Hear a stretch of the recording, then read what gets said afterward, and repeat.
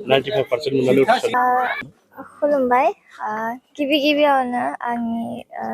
गोसो गोरबोनि सिबिनाय आरो खुलुमनायखौ बाहरबाय आङो दिब्यानसि दैमारि आरो बे आंनि पापा गणेश दैमारि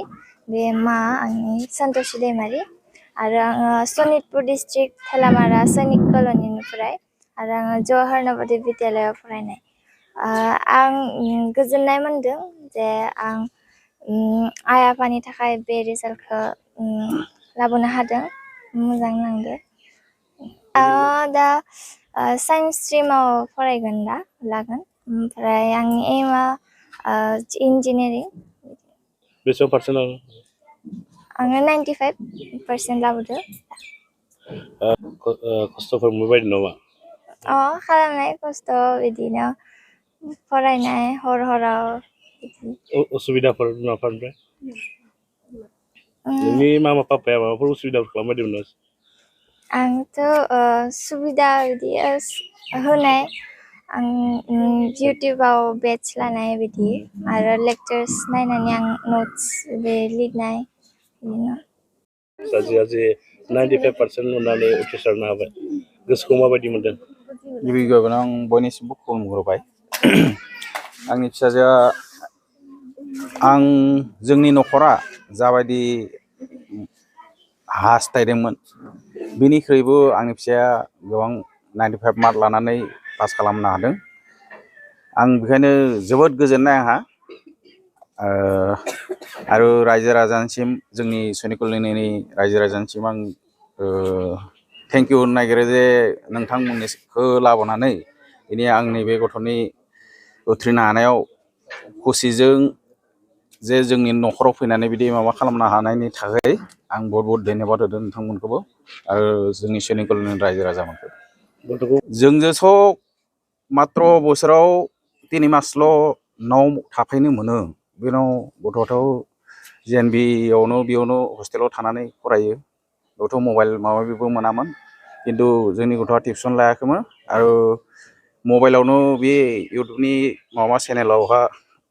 माबा खालामनानै रिभाइस खालामफिनबाय बियो बेनिफ्रायनो मावना आरो हराव खमसे खम 12टा-1टासिम बेयाव माबा फरायबाय थायोमोन बियो खस्थ'थ' बेयाव मोनदो दा बे हिसाबैनो फलखौबो मोनबाय आं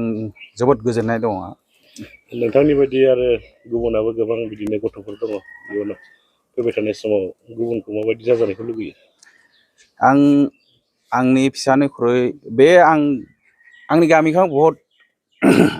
अनोदे आंनि फिसानिख्रुइबो जाहाथे गुबुननि फिसाफोराबो आरो गोबां मार्क लानानै उथ्रिनो हायो आं बेखौनो हास्थायो आरो मानसिया बुङो मबाइला गाज्रि होनना नाथाय मोजां जायगायाव इउज खालामोबा मबाइलनिफ्रायबो टिउसन सोलोंनानै दा उदाहरन हिसाबै आंनि फिसाजोआ बेखौ देखायनानै होदो खिन्थु बिमा बिफाया बेयाव प्रधान बिमा बिफाया नोजोर थानांगोन जे फिसाया माखौ नायदो फरायदोसोना मा खालामदोसोना बेखौ निस्सय नायनांगौ आरो गथ'खौ खदाय भरसा होनो हानांगोन जे जोंनि उनाव खदाय दङ खालि नों फरायल' नोंनि खामानियानो फरायनाय बेसांखौ बुंनानै गथ'खौ माने बिनि कनफिडेन्सखौ मालाबो सेफायनाङा माने आं बेसांखौनो बुंनानै खुलुमबाय धन्यबाद बेयावनो आंनि गोसो गोरबोनि सिबिनाय आरो खुलुमनायखौ बयनिसिमबो बावहरनाय जाबाय आं गोबां गोजोननाय मोनदों आंनि फिसाया जे बे गामिनि थाखाय बिमा बिफानि थाखाय गासै फेमिलिनि थाखाय बे ओनसोलनि थाखाय बे 95%खौ लाबोनो हादों बियो बुङोमोन आं सोङोमोन आरो जेब्ला एग्जाम जादोंमोन मा फरायनाया दा परिखाया मादि जाखो अब्ला बे बुङोमोन मोजां जादों होननानै बुङो आरो गावनो केलकुलेट खालामनानै खिन्थायोमोन आरो आं बेसेबां मोनगोन होननानै 100निफ्राय खमसे खम मोनसे साबजेक्टआव बियो 10 मार्क 5 मार्क बेबायदि माइनास खालामनानै बुंहरोमोन आरो जाबायदि सानदोंमोन जाबायदि बुंदोंमोन बे रिजाल्टखौ मोनदों बेनिखायनो आं गोबां खुसि आरो बेवहाय रायजो राजानिबो गोबां सापर्ट दङ बिथांमोनखौ आं गोसो गोरबोनिफ्राय खुलुमो आरो इसोरनि सायावथ' फोथायनाय दंखायो बिथांनिबो आखाइ दङ बेनोसै आरो बेसेबां गोजानाव थायो बोसोराव बियो मात्र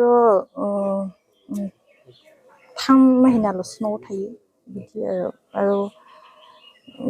बिसोर लोगोफोराबो बेयावहाय माने टाइम बाय टाइम फरायो बिसोर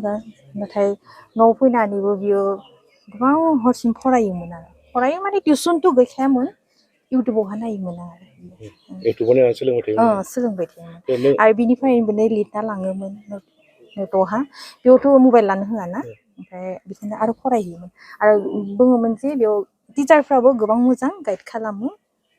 जोंनि सैनिक कलेजनि रायजो राजा फारसेनिफ्राय जोंहा अननाय आरो सिबिनाय बावहरनाय लोगोसे रंजालि बैसागुनिबो जोंहा नोंथांमोननिसिम आवलग थाबाय बेजों लोगोसे दिनैनि बे नोंथांमोनखौ हांख्रायना लाबोनाय नैबे फोरबो जोंहा बे सैनिक कलेजनि गामिनि सासे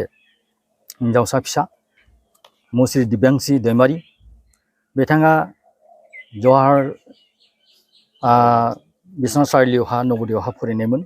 आरो बिथाङा जाबायसाहै हायेस्ट मार्क अबटेन खालामनानै दिनै जोंनि गेजेरावहा बुंनो थाङोब्ला बहुत सारप्राइजखौनो बुंजायो बहुत मोजां माने रिजाल्ट खालामबाय बेनि थाखाय जों बहुत माने खुसि आरो बे नखरखौ जों अराय माने जों गावनि होननानै सानना लायो फिसानि खाथियाव जोंहा आशीर्बाद थाबाय बुंनो थाङोब्ला जों आरोबाव एसे गोबां गुवारै बुंनो थाङोब्ला जोंहा बे सैनिक कलेजनियावहा देग्लायनि बोसोरावहा मेट्रिक आनजादावहा जों 7 जन स्टुडेन्ट होनायमोन जोंनि बेयावहा गासैबो फार्स्ट डिभिजन फैदों बेयावबो जोंहा एसे बहुत खुसि दङ रंजानाय फैबाय थ' बेबायसानो जाहाथे आवगायावबो जाहाथे गथ' गथायफोरा बिदिनो मोजांनि मोजां जाफुंसार खालामनानै रिजाल्ट मोजां खालामनो हायो बेखौनो जों गासैनिसिमबो हास्थायनानै जों मोनसे मेसेज होनो नागिरो बेखौनो जों गासै नखरनिसिम हास्थायो बेनो मोजां